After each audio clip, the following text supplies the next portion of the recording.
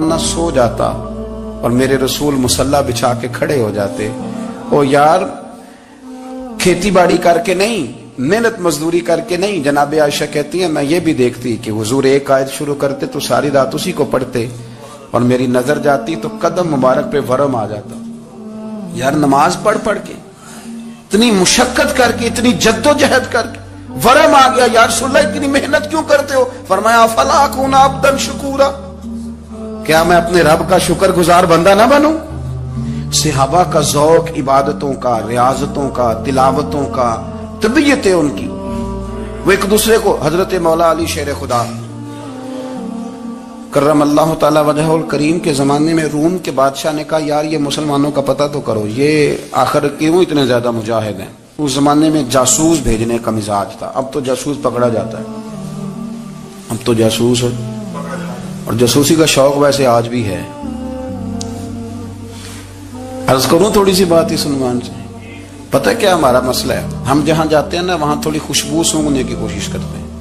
وہ کیا ہے تو یہ کیا ہے تو ادھر کیا ہے تو تھوڑا سا ادھر کیا ہے. میرے رسول پاک پڑھیے درود شریف, سارے پڑھیے ذرا زور سے صلی اللہ تعالی.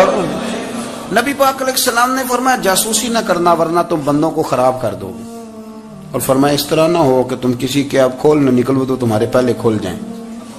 یہ جو ذوق ہے نا یہ ختم کریں, چھوڑیں. مطلب آپ کس چکر میں پڑے ہوئے ہیں, اتنی زیادہ توجہ کرنے کی کیا ضرورت ہے. کام سے کام رکھیں, اس میں بندہ تھوڑا سا نا آسان رہتا ہے. یہ جو بہت زیادہ ٹٹولنے والے لوگ ہوتے ہیں نا وہ بےچارے پھر عمر ٹٹولتے ہی گزار دیتے ہیں, اس لیے کہ مزاج ہی بہت پکا ہے.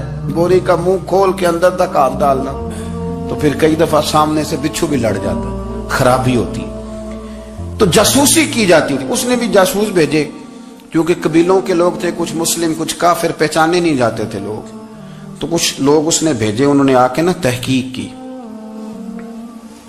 ریسرچ کری کہ آخر ماجرا کیا ہے. تو واپس جا کے انہوں نے رپورٹ دی نا روم کے بادشاہ کو. اس رپورٹ کا ایک جملہ بڑا شاندار ہے. وہ کہنے لگا بادشاہ ہمیں مسلمانوں کی کوئی سمجھ نہیں آئی, ہمیں کوئی سمجھ نہیں آئی. انہوں نے کہا کیوں نہیں سمجھ آئی؟ کہنے لگے یار عجیب بندے ہیں, جب رات مصلی پہ بیٹھتے ہیں تو یوں لگتا ہے ان کا دنیا سے رشتہ ہی کوئی نہیں, کوئی کسی کو نہیں جانتا. کوئی اپنے دکھ سنا کے رو رہا ہے, کوئی اپنی بات کر کے رو رہا ہے, لگتا ہے کہ ان کا کوئی رشتہ ہے ہی نہیں جب مصلی پہ بیٹھتے ہیں. اور فرمایا جب سویرے یہ جہاد کرنے نکلتے ہیں تو لگتا ہے ان سے زیادہ دلیر ہی کوئی نہیں. حالانکہ جو مصلوں پہ رونے دھونے کے لوگ ہوتے ہیں وہ کئی دفعہ جہاد میں کام نہیں کرتے, لیکن عجیب لوگ ہیں کہ رات کے راہب ہیں, دن کے مجاہد ہیں, کوئی سمجھ نہیں آتی. میرے عزیز ان لوگوں نے مصلی آباد کر کے رکھا, تلاوتیں ان کا ذوق رہی, منظر روز پڑھنا, اسباق پڑھنا, وظائف پڑھنا, یہ ان کا ذوق رہا. اعلیٰ حضرت بریلوی رحمت اللہ نے 1000 کتاب لکھی ہے, لیکن الوظیفۃ الکریمہ کے نام سے جو وہ صبح و شام وظائف پڑھتے تھے وہ الگ انہوں نے ان کو بیان کیا, پابندی کے ساتھ اپنی اللہ اللہ کرتے تھے. شیخ شہاب الدین سہروردی رحمت اللہ علیہ, اس پر ایک بندے نے اعتراض کیا. اس نے کہا جی آپ کس قسم کے صوفی ہیں, مرید بیٹھے ہیں اور آپ وہاں نفل پڑھ رہے ہیں. یہ بھی بڑا مسئلہ ہوتا ہے نا, جو بندہ ملنے آتا ہے وہ اپنے ٹائم کے حساب سے آتا ہے, اور پھر اس کا یہ بھی خیال ہوتا ہے کہ پیر صاحب جو ہیں وہ چونکہ درویش ہیں تو نہ انہیں روٹی کھانی چاہیے نہ سونا چاہیے, چونکہ وہ درویش ہیں, اور ہم چونکہ درویشوں کے ماننے والے ہیں لہذا ہمارا یہ طریقہ ہونا چاہیے کہ جیسے ہم کہیں درویش ویسے ہی کر جائے. حالانکہ جس کو آپ درویش کہیں گے آپ اس کی مانیں گے, آپ منوائیں گے نہیں, ہمارا مزاج ہوتا ہے. شیخ شہاب الدین پر لوگوں نے اعتراض کی, حضور لوگ ملنے آئے ہیں, زیارت کرنے آئے ہیں, بندے دعا کرانے آئے ہیں, اللہ اللہ کرانے آئے, اور آپ نفل پڑھ رہے ہیں. کیا جملہ ہے, کیا حسن ہے, کیا خوبصورتی ہے. فرمانے لگے رب رسول سے مانگنے کے لیے مصلی بچھایا ہے, اگر وہاں سے مانگوں گا نہیں تو تمہیں دوں گا کیا؟ پہلے مجھے کچھ لے تو لینے دو, اگر میرے پلے کچھ ہے ہوگی تو آگے دوں گا نا. تو میں مانگنے گیا تھا کہ یا اللہ دے, تیرے بندے لینے آئے دے, تو میں کچھ لوں گا تو آگے دوں گا نا. لیکن ہمارا یہ سٹیٹس, یہ مزاج, یہ شعور نہیں ہے. گپیں, کہانیاں, داستانیں, گفتگو, خطابت, واز, کیا بات. لیکن اگر کچھ کرنے کا کام ہو تو وہ نیم سے ہوتا. میرے نبی کریم علیہ الصلوۃ والسلام نے مصلی سے دل لگانے کا درس دیا, حضور نے توجہ دلائی. صحابہ اس ذوق کے حامل لوگ تھے, وہ کوشش کرتے تھے. جناب صدیق اکبر رضی اللہ تعالیٰ عنہ کا عبادت کا مزاج ہمیشہ قائم رہا۔ حضرت عمر فاروق ساری رات اللہ کے حضور کھڑے رہے۔ حضرت عثمان غنی رضی اللہ تعالیٰ عنہ عشاء کی نماز پڑھ کے 2 رکعتوں کی نیت باندھتے تھے، 15 سپارے پہلی رکعت میں پڑھ دیتے تھے اور 15 سپارے قرآن مجید کے دوسری رکعت میں پڑھ دیتے۔ آپ نے نا حضرت عمر فاروق کے وصال کے بعد ان کی ایک بیوہ سے نکاح کیا،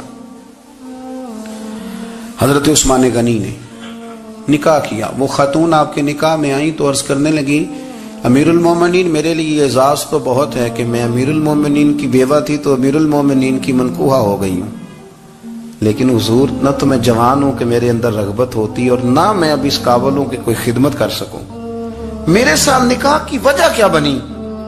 تو عثمان غنی رو پڑے، فرمانے لگے میں نے عمر فاروق کو مسجد میں دیکھا ہے، عدل کرتے دیکھا ہے، انصاف کرتے دیکھا ہے، امت کی خیر خواہی کرتے دیکھا، تمہارے ساتھ نکاح اس لیے کیا ہے کہ تم مجھے یہ بتاؤ کہ عمر فاروق گھر کے اندر اپنے رب کو کیسے راضی کرتے، گھر کے اندر کیسے راضی کرتے تھے، وہ طریقے بتلاؤ، تم بتاتی جانا اور میں بھی اسی طرح گھر میں عبادت کروں۔ میرے رسول کریم علیہ الصلوۃ والسلام نے ارشاد فرمایا، حضور فرمانے لگے جس گھر میں اللہ کا ذکر ہوتا ہے وہ گھر زندوں کا ہے، اور جس گھر میں رب کریم کا ذکر نہیں ہوتا وہ گھر زندوں کا نہیں ہے۔ گھر نہ ہم نہ کتابوں میں پڑھتے ہیں کہ ایک بزرگ کہتے ہیں، حضرت فضیل بن ایاز کہتے ہیں کہ میں ایک گلی سے گزر رہا تھا تو گھر کے اندر کسی قاری صاحب نے قرآن کی آیت پڑھ دی، ولی من خاف مقام ربہ جنتان، میں تے میرے کانوں سے ٹکرائی تو اللہ نے میری کایا ہی پلٹ دی، میں توبہ کر گیا۔ اب گھر کے اندر سے آواز آئے تو صحیح نہ تلاوت کی، پر اندر سے آواز آتی نہیں، یا ڈیک بجنے کی آواز آتی ہے، یا ٹی وی چلنے کی آواز آتی ہے، یا دھوم مچانے کی آواز آتی ہے۔ عبادت کا وہ جو خاص شوق تھا، وہ جو حسن تھا، وہ جو توانائی تھی، وہ جو بات تھی۔ ایک جگہ پہ ہم بیٹھے تھے تو وہاں ایک صاحب آئے اور انہوں نے آتے ہی کہا کہ مہربانی کریں ذرا مجھے مصلی دے دیں، میرے نہ کچھ نفل رہ گئے۔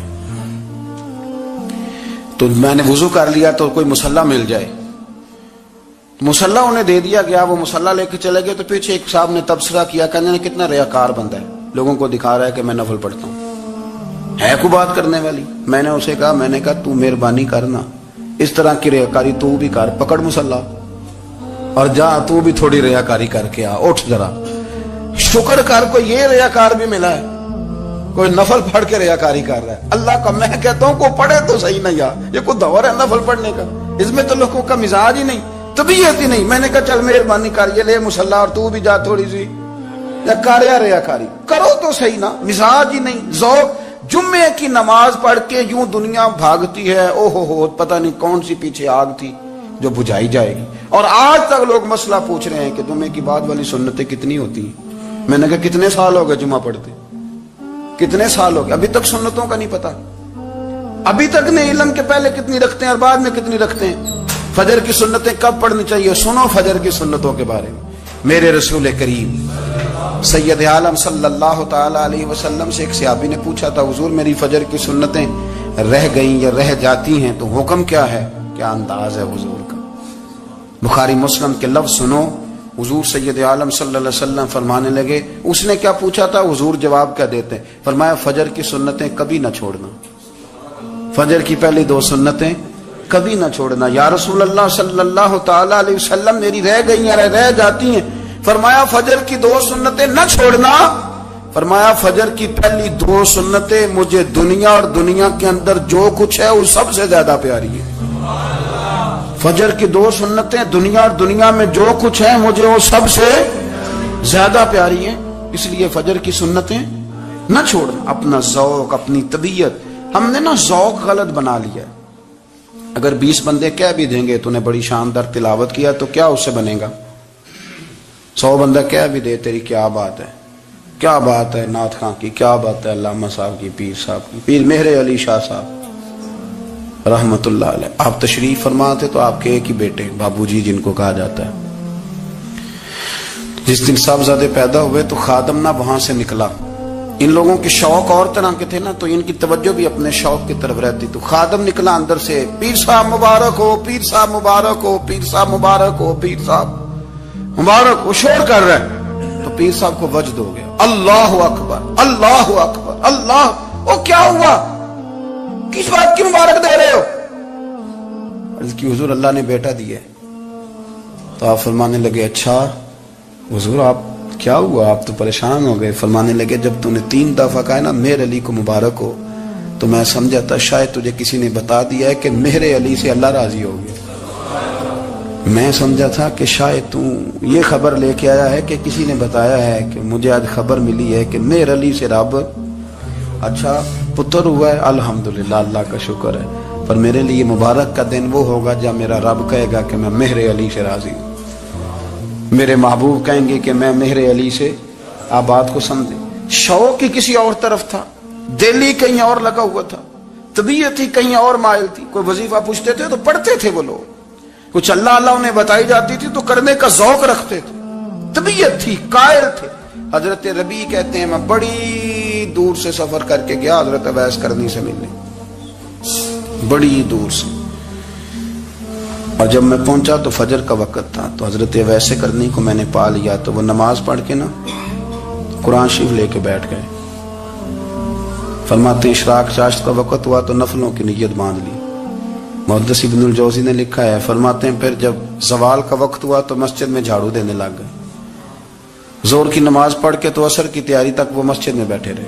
और मेरे नबी पाक अलैहिस्सलाम ने फरमाया जो नमाज के इंतजार में बैठा हो वो नमाज ही में है, वो नमाज ही में है। फरमाया मेरी दुनिया मेरी उम्मत की जो रहबानियत है ना वो इतनी है कि नमाज का इंतजार करे। आजान के बाद नमाज का ये राहब है, ये इस वक्त छोड़ के बैठे हैं सारा कुछ। फरमाते हैं असर तक उन्होंने अल्लाह अल्लाह की, फिर मगरिब तक की, शाह की नमाज हुई तो नमाज पढ़ी तो वो थक गए। अब मुझे वो फारिग हुआ मुसल्ला छोड़े तो मैं मुलाकात करूं ना। ये आप हैरान ना हो कि इतनी देर बंदा कैसे अल्लाह अल्लाह कर, हमने की नहीं ना इसलिए हम परेशान हैं। जो आदी होते हैं वो कर भी लेते हैं, वो ये काम। मेरी बात की समझ आ रही है? जब जाते हो किसी दफ्तर में तो 8 घंटे खड़े रह लेते हो ना, मजबूरी होती है तो खड़े रहा जा सकता है। पासपोर्ट के दफ्तर बोलिए, इमिग्रेशन की लाइनों में, और मैंने तो एम्बेसियों में बंदे 12-12 घंटे पहले जाके खड़े देखे, रह लेते हैं खड़े। तो अगर इन कामों के लिए रहा जाता है तो अल्लाह रसूल के लिए भी खड़े रहा जा सकता है। तो फरमाने लगे कि जब इशा की नमाज के बाद आखिर इंसान थे, थक गए, नींद का गलबा हुआ तो थोड़ी ऐसे आंख बंद हुई तो खुली तो रोने लगे। हजरत वैसे करनी रो के कहने लगे मालिक मुझे गाफिल तो ना कर, अभी मैंने किया भी कुछ नहीं, दिन खत्म हो गया, कोई नफल नहीं, कोई अल्लाह अल्लाह नहीं, अल्लाह मुझे गाफिल ना कर, मेरी मदद फरमा। फरमाते हैं जब वो रोए तो मेरे साथ जो शख्स था मैंने कहा उठो चलें। कहने लगे हुजूर मिलना नहीं, फरमाया जो मैं लेने आया था वो मुझे मिल गया, जो मैं इनसे सीखने आया था वो मुझे नसीब हो गया, अब और मैंने क्या लेना, खत्म हो गई बात, उठो चलें। अल्लाह के बंदों ने हजरत रबिया बिन काब असलमी रदी अल्लाह तआला अन्हु फरमाते हैं, कहते हैं जब बनु कुरैज़ा और बनु नुज़ैर यहूदियों के साथ हुजूर अलैहिस्सलाम ने जंग का ऐलान फरमाया तो वो दुश्मन हो गए। हमें खतरा था कि वो रात को कहीं महबूब को तकलीफ ना दें, तो कुछ लोग ना तलवारें लेके नबी पाक के दरवाजे पे पहरेदारी करते थे। गन मैन रखना हराम नहीं, अगर किसी को वाकई खतरा हो तो उसके लिए सुन्नत भी है। हजरत अलीउल मुर्तज़ा तलवार लेके हुजूर के घर का पहरा देते थे।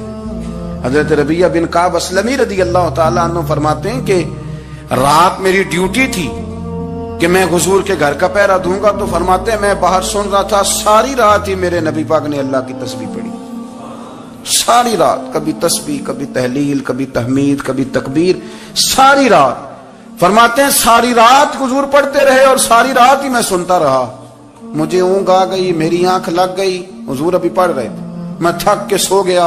और फरमाते हैं जब मेरी आंख दोबारा से खुली तो मेरे कानों में फिर कोई चीज गूंजी, तो मैंने कान लगाया तो मेरे हबीब अभी भी अल्लाह को याद कर रहे। सारी सारी रात हुजूर रब की इबादत करते। इसीलिए तो कहा या अय्युहल मुज़म्मिलु कुमिल लैला इल्ला कलीला, हबीब सारी रात तो ना जागा कर, थोड़ा आराम भी कर लिएगा। मेरे भाई अपना मुसल्ला, अपनी इबादत, अपने वज़ाइफ, अल्लाह अल्लाह जो आपने किसी से सीखी है उसको कभी कमजोर ना होने दें।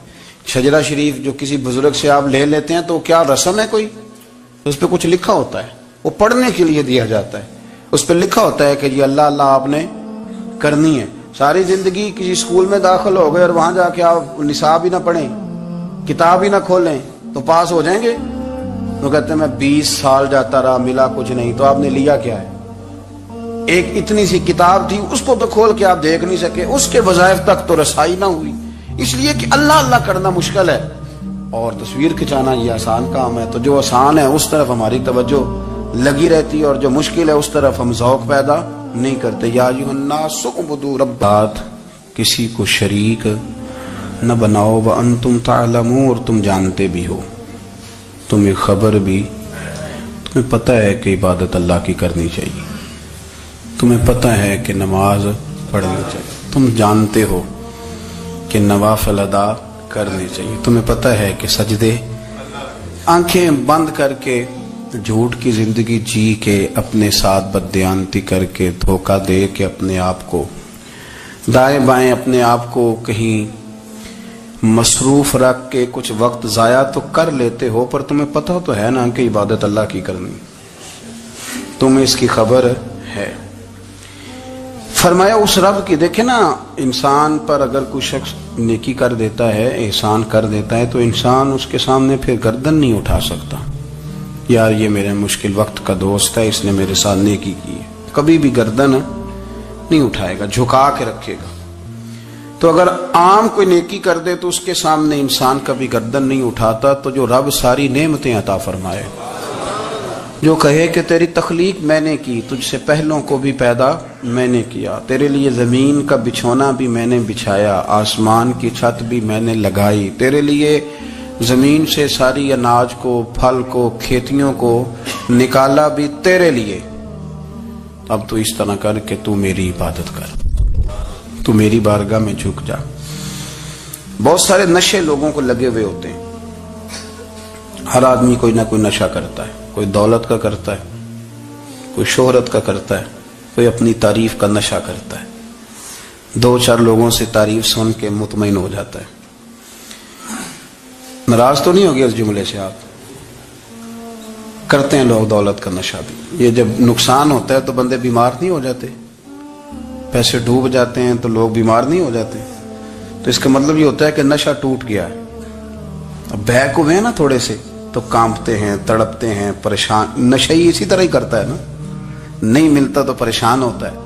یہ سارے نشے ہیں، مختلف قسم کا نشہ۔ اب مانتے نہیں اس بات کو، تسلیم نہیں کرتے، کیونکہ تسلیم کرنا بڑا مشکل کام ہے، اس کے لیے تو بڑی ساری چیزیں جو ہیں وہ دبوچ کے اور بڑی سارے رستے پھلانگ کے آنا پڑتا ہے، تو بڑا مشکل ہے ماننا، ورنہ کرتے ہیں ہم، ہمارا مزاج ہے۔